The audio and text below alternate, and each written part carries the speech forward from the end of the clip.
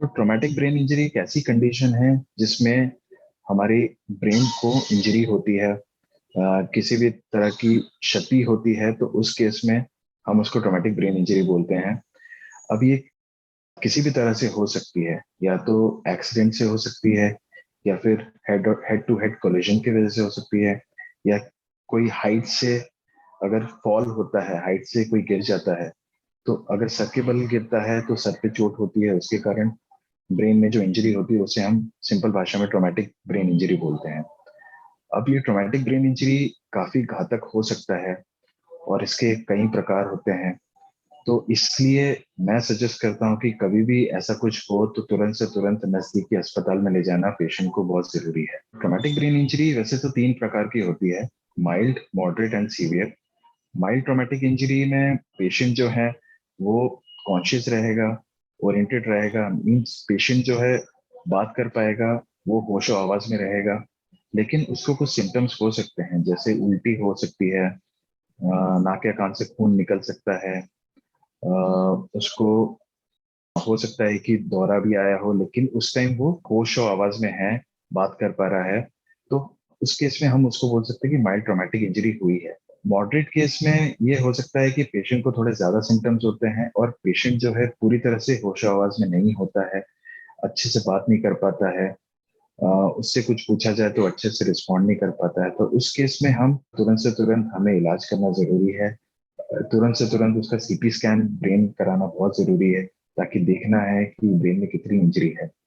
और तीसरा जो होता है सीवियर ट्रॉमेटिक इंजरी, उसमें तो पेशेंट कोमा में होता है और बिल्कुल भी रिस्पॉन्ड नहीं करता है। तो उस केस में पेशेंट की हालत बहुत ही नाजुक स्थिति में होती है और ऐसे में पेशेंट को हमें ट्रीटमेंट देना बहुत जरूरी है। सीटी स्कैन तो अर्जेंट है ही, उसके साथ में जरूरत पड़े तो सीटी स्कैन की रिपोर्ट के बेसिस पे कितना इंजरी है उसके हिसाब से हमें ऑपरेशन में भी लेना पड़ सकता है।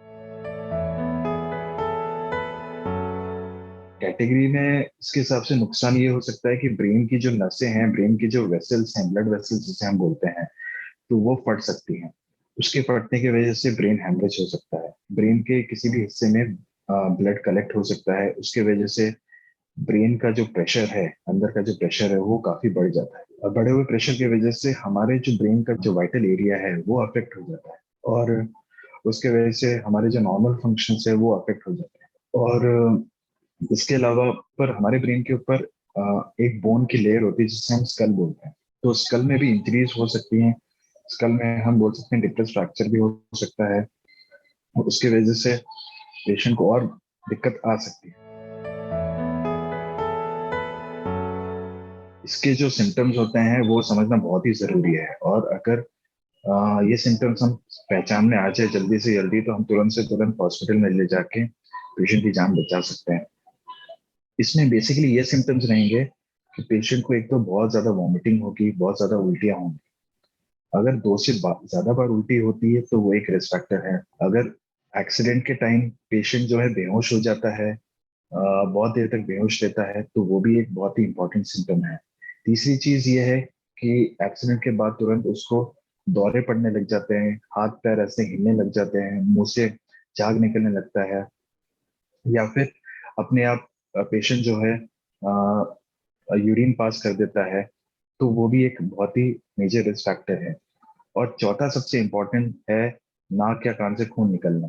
तो अगर नाक या कान से खून निकलता है किसी भी पेशेंट के आफ्टर एक्सीडेंट, या कोई भी ऐसी इंजरी जिसमें ब्रेन को प्रॉब्लम हुई है, तो तुरंत से तुरंत उसको हॉस्पिटल ले जाना जरूरी है, इमरजेंसी केयर देना जरूरी है। और ऐसे में हमें पेशेंट का जल्दी से जल्दी सीटी स्कैन ब्रेन होना चाहिए। तो ये सब चीजें ध्यान रखते हुए अगर हमें सिम्टम्स पता चल जाए तो हम पेशेंट को जल्दी से जल्दी इमरजेंसी में ले जा सकते हैं। जब भी ऐसा कोई पेशेंट लाया जाता है हमारे पास इमरजेंसी में, तो हमें पेशेंट का सबसे पहले जनरल कंडीशन देखना है कि पेशेंट अच्छे से रिस्पॉन्ड कर रहा है कि नहीं कर रहा है। अगर पेशेंट जो है बिल्कुल ही रिस्पॉन्ड नहीं कर रहा है, कोमा में है, तो इमीडिएटली हमें पेशेंट का एयरवे प्रोटेक्ट करना जरूरी है। एयरवे मीन्स पेशेंट हो सकता है कि उसकी जो सांस वाली नली है उसमें कुछ ऑब्स्ट्रक्शन हो जाए, तो वो सांस लेना छोड़ सकता है। तो इसलिए ऐसे पेशेंट को हमें जल्दी से जल्दी एयरवे प्रोटेक्शन देना जरूरी है। साथ में हमें उसकी जो सर्वाइकल स्पाइन वाला जो एरिया होता है, क्योंकि जब भी एक्सीडेंट होता है तो स्पाइन का एरिया सबसे ज्यादा प्रॉब्लम दे सकता है, तो उसको प्रोटेक्ट करना हमारे लिए सबसे इम्पोर्टेंट है। तो उस केस में हम सर्वाइकल कॉलर अप्लाई करते हैं, एयरवे प्रोटेक्ट करते हैं। फिर दूसरी चीज, हमें उसको उसका वाइटल्स वगैरह देखना है, मतलब बीपी देखना है, पल्स देखनी है। अगर बीपी उसका कम आ रहा है, ब्लड प्रेशर कम आ रहा है, तो उसके हिसाब से हमें उसको आईवी फ्लूइड्स देना बहुत जरूरी है। और हार्ट रेट के अकॉर्डिंग हम आईवी फ्लूइड्स को मैनेज करते हैं। तो ये एक बेसिक मैनेजमेंट है। और तुरंत इसके बाद हमें पेशेंट को सीटी स्कैन में शिफ्ट करना है, ताकि देखना है कि ब्रेन में कितनी इंजरी हुई है।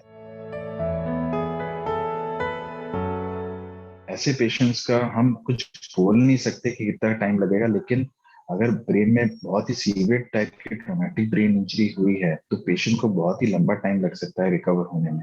कभी कभी महीने लग जाते हैं रिकवर होने में। और अगर माइल्ड से मॉडरेट है, 20-25 दिन या 1 महीना तो लग ही जाता है उसको पूरी तरह से रिकवर होके अपना जॉब ज्वाइन करने में।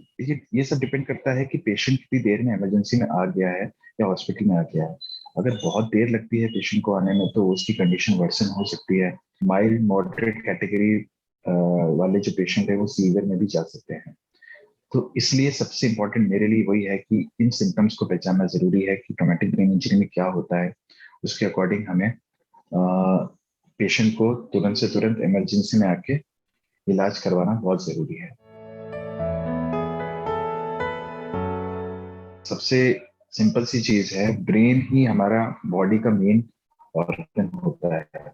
ब्रेन से चीजें रिलेट होती हैं। तो अगर ब्रेन में इंजरी हो गई तो उसके वजह से हमारे बॉडी के बहुत सारे फंक्शंस लॉस हो जाते हैं। तो अगर ब्रेन में बहुत सारी इंजरी है, ब्लीडिंग बहुत ज्यादा हो गई है, और ब्लीडिंग की वजह से एक पर्टिकुलर पार्ट ब्रेन का अफेक्ट हो गया है, तो हो सकता है कि पेशेंट का हाथ पैर काम करना बंद कर दे।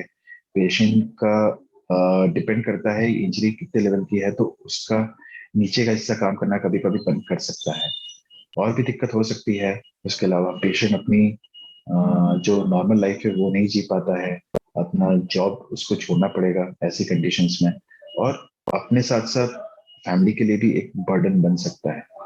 तो सभी लोगों को मैं यही बोलना चाहूंगा कि जब भी ऐसा कुछ होता है तो सबसे पहले तो हमें बचाव के तरीके इसके ढूंढने हैं कि हम कैसे बचाव कर सकें। और अगर इसके बावजूद अगर होता है तो तुरंत से तुरंत हमें पेशेंट को हॉस्पिटल में ले जाके इलाज करवाना बहुत जरूरी है। तो इतनी सिंपल बात है, लेकिन ये जो है काफी कॉम्प्लेक्स चीज है।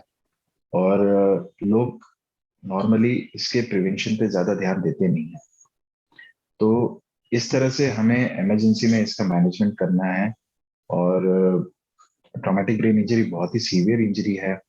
इस चीज को लोगों को पहचानना होगा, समझना होगा कि इसके क्या क्या साइड इफेक्ट्स हो सकते हैं। तो तभी हम इसके बचाव के बारे में ज्यादा सावधानी रख सकते हैं। जी, सबसे पहली बात तो ये है कि अगर कोई भी आदमी अगर टू व्हीलर पे जा रहे हैं तो टू व्हीलर पे हमेशा और हमेशा हेलमेट पहन के ही जाना है। चाहे आप अकेले जा रहे हो, चाहे दो लोग जा रहे हो, आगे और पीछे दोनों पैसेंजर को हेलमेट लगाना बहुत जरूरी है। हेलमेट से बहुत सारी हेड इंजरीज प्रिवेंट हो सकती है, और देखा भी गया है कि अगर किसी ने हेलमेट लगाया है तो उसको सीवियर ट्रॉमेटिक ब्रेन इंजरी से वो बच जाता है, वो माइल्ड कैटेगरी में ही ठीक हो जाता है। तो हेलमेट सबसे बड़ी इंपॉर्टेंट चीज है। और दूसरी चीज, अगर आप फोर व्हीलर में जा रहे हैं तो हमेशा सीट बेल्ट लगा के रखें। आप चेक कर लें कार में कि एयर बैग्स अच्छे से है कि नहीं है, और एयर बैग्स वर्किंग है कि नहीं। एयर बैग्स भी हमें बहुत अच्छी प्रिवेंशन देते हैं। सीट बेल्ट हमेशा लगाना है। सीट बेल्ट नहीं लगाई हो तो आपका अगर कहीं दुर्भाग्यपूर्ण एक्सीडेंट होता है तो एक्सीडेंट से मिस्टेरिंग से इंजरी हो सकती है, ग्लास इंजरी हो सकती है, बहुत तरह से इंजरी हो सकती है जो ब्रेन को इंजरी पहुंचा सकती है। तो ये सब चीजें बहुत जरूरी है। इसके अलावा एक और जो पॉइंट है कि हमें भी हमें कोई भी नशीली पदार्थ यूज करके कभी भी ड्राइव नहीं करना है।